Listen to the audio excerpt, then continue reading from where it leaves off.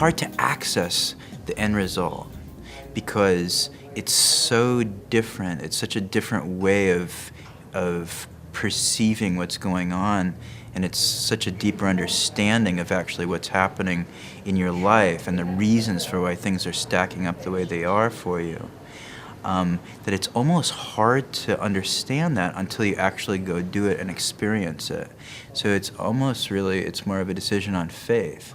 Or for me, looking back, it was kind of just this little, like a little nagging voice or a little nagging idea that like, maybe something's like not quite right, but I just can't quite put a finger on it.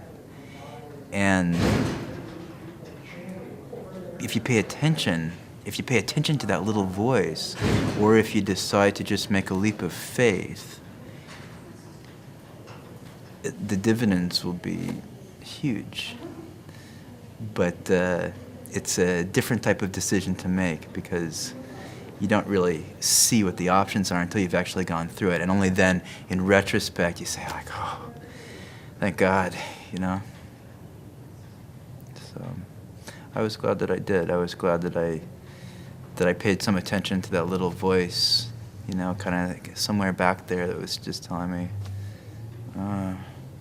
there's a little something here that you should pay attention to. Because it wasn't obvious. It wasn't like, oh, my career is falling apart and my relationship is falling apart and my car is broken down. Nothing, no, nothing like, everything was fine, except I had a sneaky suspicion that it wasn't really, there wasn't something fine about it. And that's what I just kind of followed that little voice, and here I am. And it's been a couple of years, and so much has changed, you know. I thought I was happy, but now I have a real feel for what happiness actually is down here, because I was thinking I was happy, but it was a thought, and I actually wasn't happy. I was thinking I was happy, and that was the thing that was missing, actually.